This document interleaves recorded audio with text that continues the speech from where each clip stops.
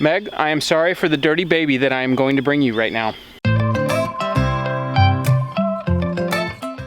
Good afternoon, beautiful people. All right, so the reason we have missed a few videos last week, it has rained and rained and rained and rained. And when you film your life, your outdoor life, and all of a sudden you can't go outside, all of a sudden there's not a whole lot of projects to film. We ended up taking a lot of last week off because it's rained for almost 2 weeks, and I guess it has kind of set in. It was just like, oh, I have nothing to film. I don't want to go outside. Meg wasn't cooking anything interesting, and so we just elected to not. And so that was what we did. And it was very nice. It was nice not having to worry about anything. It was kind of like taking a couple days off. There'll probably be more of that. I think what's hard about this time of year is usually right around Christmas is when I have always taken the most time off. It's just the way everything's lined up, work schedules and stuff like that. And so, I don't know, coming up around Christmas time, this is usually my downtime anyways, so there might be more days off. It's supposed to rain tomorrow and Thursday. We're supposed to get a bunch of rain, so depending on what we're doing, if I don't have anything to do outside, we might take those days off too. But it's all right. So what I'm doing today, since today it is not raining, this is where we are raising our guinea hog babies. They are off their mom. A couple of them are getting sold to a friend, and then we're keeping the rest, and the rest they'll end up going back up with the mom. Then we've got this one. This is Lamb Chop. And with all the rain we've got, her pen is an absolute swamp. What I'm going to do today is I'm going to go grab some of the spent hay. The cows made a mess out in the woods with some of that hay, so I'm going to grab some of that with the tractor, dump it in there. That way, you know, they have a place where they can get out of the muck. Hay's not real good for soaking up mud. Wood chips really work better in my experience, but it's all we got. I've got some leaves I could throw in there, but I use the leaves for making compost.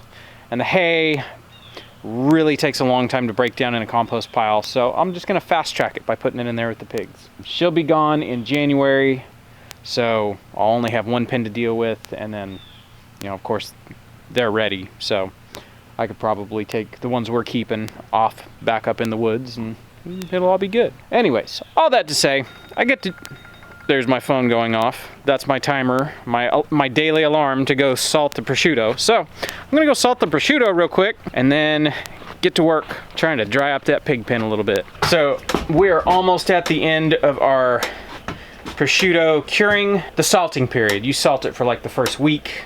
So I have a measured out portion of salt. This is all that's left of the measured out portion. This thing has dried out a lot in a week.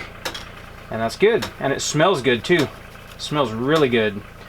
So pretty much all I'm doing is any spot that looks like it needs it gets a little extra salt, and then we'll call it good. I think what's nice is watching it.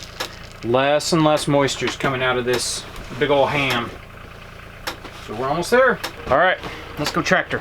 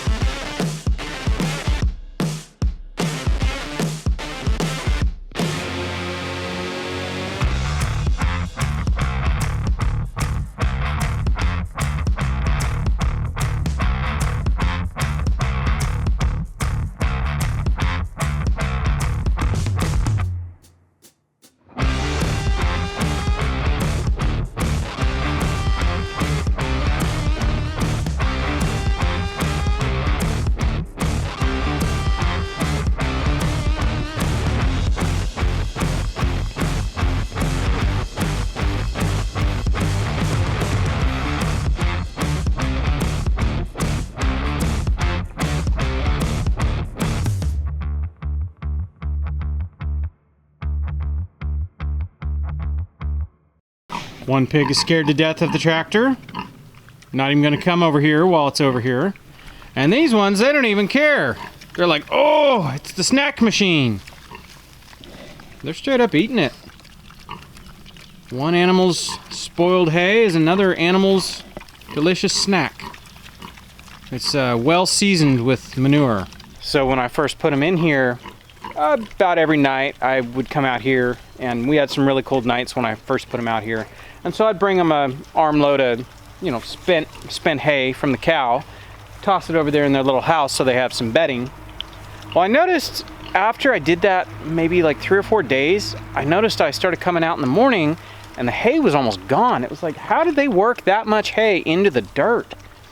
And then I noticed about that same time, every evening as soon as it got dark, they all start making a racket, just oinking, just they do this noise, like they're frustrated. I finally made the connection. They think I'm feeding them at night. I was giving them bedding. They thought it was food. And so now they think that every time it gets dark, I'm supposed to feed them. It's, no, I don't feed you at night. You get fed a huge meal in the morning. These spoiled little piggies now think that hay is food, which I've never had any of our pigs eat hay. It's interesting, but I don't mind. They're able to get up out of the muck. They can make a snack out of it. We're turning a problem into a solution, if you will. All right, I think that's all I can get with the tractor. Everything else has to be pitchforked out of here. And it is so blasted muddy. I figured it hasn't rained. Like yesterday, the sun actually came out, which was very, very nice. Everybody was just rejoicing to see the sun. We hadn't seen the sun in like a week and a half. So I actually have some footage of the other day. I got to building a compost pile. It was just, we didn't really have a sunny day, but it was a day it didn't rain. And so I got in and I made a compost pile real quick, dealt with both sets of chickens, both sets of compost piles, got those all turned and set up and good to go. So you guys can see that footage. This was from last week. I ended up never finishing that vlog, so I can put it in right here. Good morning, beautiful people. Yes, that is the sun trying to peek through. We finally see the sun after like 5 days. It has been nothing but rain and gloomy and foggy. It's been nice, I've enjoyed it. But I desperately need to get to an outside project because I'm going stir crazy. We're not even officially to winter yet, and I'm already having cabin fever. So today, what I need to do, I need to get in here and I need to change out the wood chips and build compost in here with the chickens. So as you can see, they have completely ran this to the ground. If you remember, I had got in here to take the compost out of here and put it over there in the pallets. And I had to stop because it was so wet and so soggy that I just didn't want to move it. So in the meantime, we had a whole bunch of rain. It's been like 2 weeks and I haven't been able to get back to it. It's supposed to rain later today, so I'm going to take advantage right now. Me and the boys are going to get in here, get this all cleaned out real quick, get more fresh wood chips in here. I have some hay, I have some leaves, so we've got some stuff to put in here for them to work on. That's what we're doing today before the rain shows up. So sitting here and discussing our plan of attack for doing compost in here, since I have 2 compost rings currently going on right now, Chuck's flock out there in the crop garden, that pile needs to be turned as well. So I think what I'm gonna do is I'm gonna take this ring down there, turn that one into this ring, and then bring that ring up here, because I'm not quite ready for them to break it down and spread it yet. It just needs to be turned. So I think we'll go turn that pile real quick and then come up here and deal with this one. They actually, I can tell that they've been doing a different job for a long time. They've kind of settled into, they've learned that I feed them in the compost pile, and they know to, like, there's always a couple chickens in there throughout the day just scratching away, doing their thing. But for the most part, they don't really care as much as the ones in the coop do. The ones in the coop, they are all about that compost game. These ones, they've been following the cow. They've been my mobile crew for so long. They're adapting, but it's taking a little bit. But they're getting there. I imagine once we turn this over to this spot, we'll expose all sorts of good edible stuff, and they'll probably get excited. So I'm gonna quit yakking. We're gonna get down here and start moving a compost pile.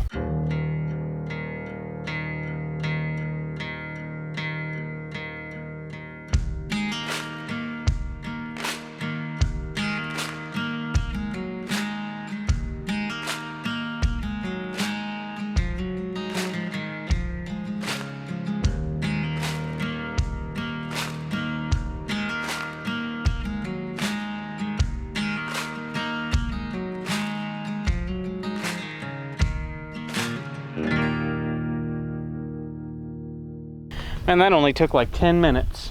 Got that one moved. That one, I didn't water it in when I built it. All it's had is rainwater. All right, Chuck's leading the way. Good. That's exactly what I want to see. These guys are breaking this down pretty slow. There's not a whole lot in it that really makes it a compost pile. Right now they're adding the nitrogen because it's all carbon. It's just wood chips. So they are pooping on it. They're tracking in mud that's full of manure, and they're basically charging it. I bet you, like, it is pretty wet from all the rain we've had. I bet you flipping it like that, it re-aerated it and it mixed everything in. I bet you that thing is hot by tomorrow morning. So, I'm gonna grab my shovel. We're gonna go do the other one now. Go inside, thank you.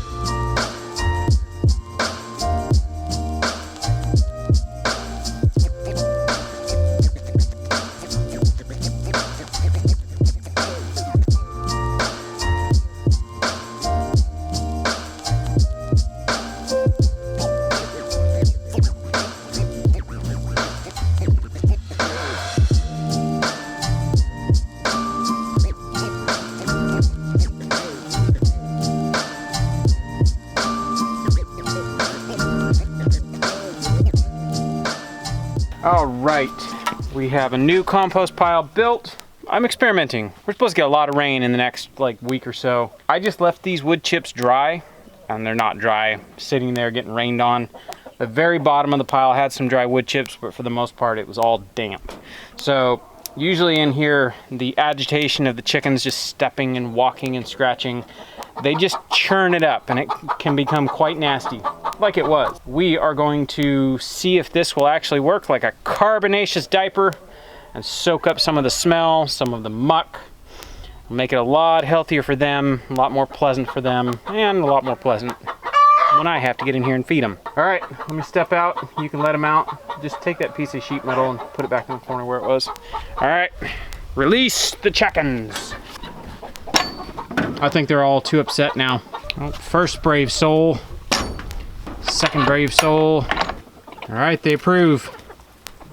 See, they know where it's at. A lot different than Chuck's flock. Cool, mission accomplished. Many hands make for light work. Thank you, sister. All right, so with winter upon us, it is finally time to do something I have been waiting to do pretty much all summer, all spring, all summer, all fall. I have been waiting all year for this. So what I'm going to be doing today is I'm going to be taking seeds that I have saved. These are a whole bunch of peach pits. There's some bad ones in there that were on the bottom of the bag. At some point the bag got sealed up and molded. Hold on, don't lose those. Leave them in there. Okay. No, we're not planting it in there. We're gonna plant it in a bucket. Put it back in here. Okay, we'll get it in a second, okay? First off, before I forget, a viewer we've met before, Carl, sent me a whole bunch of chestnuts.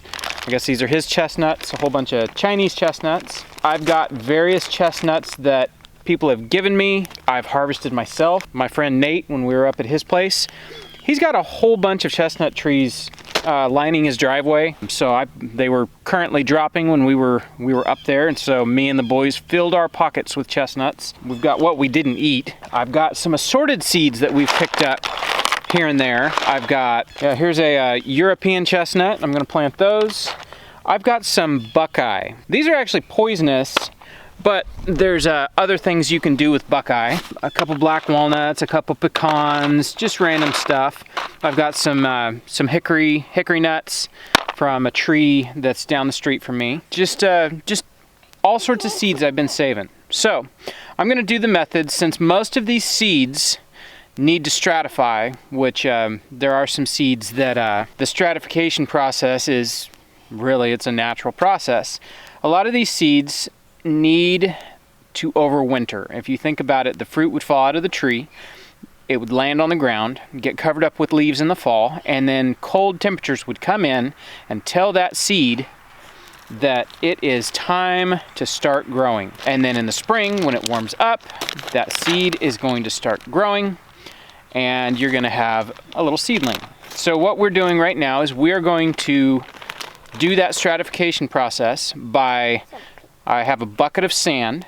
I'm going to fill the bucket with as many seeds as I can fit in this sand, and I'm gonna bury the bucket in this bed right here.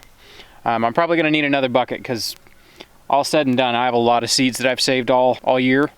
So I'm gonna go grab my bucket of sand. The bucket has holes all in it to where it's not gonna, like, water can come and go in the soil, but they're small enough to keep critters out. I know field mice are a problem for us, so the little holes will keep the field mice out.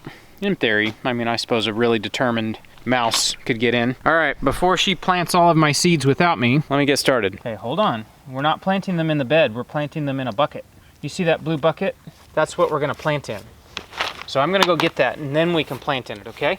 So come with me. Nope, leave that there. Come with me. All right, so my bucket of sand, I don't know if someone ran into it with a bike or something, but it has a big split down the side. It's not the end of the world. I think what I'll do is I'll just take this bucket I've got right here or find another one. I have lots of buckets. Hey Buggy, come back down here. All right, well, the help is getting me a replacement bucket for this.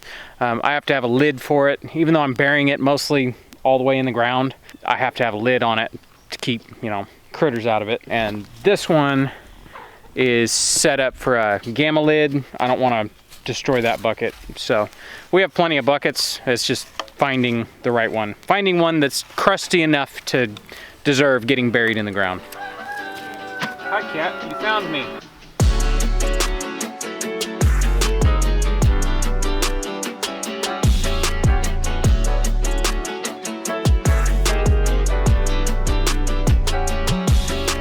All right, so I learned this method of stratifying your seeds, your nuts for sprouting from a book called Trees of Power by Akiva Silver. Very interesting book.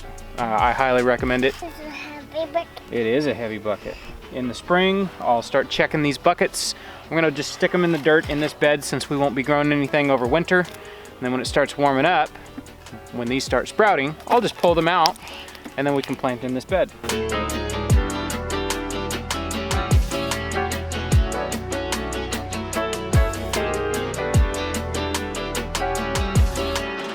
All right, first bucket is done. I had the boys go pick up some more sand from a washout spot in the driveway. It's still really wet. We have standing puddles even though it hasn't rained in 2 days. But with all the holes in this bucket, everything will just filter through. It's sand. I mean, that's what sand does. Kind of why I'm using sand. I've heard you can use wood chips. You can use just dirt if you want. I may use wood chips for some of the other stuff. It just has to be a moist medium that allows the seeds to experience cold like they naturally would. Got one bucket done. Buggy, you're getting all muddy. Oh, sister. Go with your Bubba. He's gonna wash you off. I mean, she's enjoyed playing and planting seeds immensely. All right, let me find another bucket. I'm gonna get holes drilled in it, and then I'm gonna start doing basically all my chestnuts since I don't have very many. Carl sent me about 72 of them, I think, is what I counted, plus the odd random seeds that I've collected. Yeah, it'll just be a bucket of all sorts of random nuts that we've collected. All right, you ready to plant chestnuts?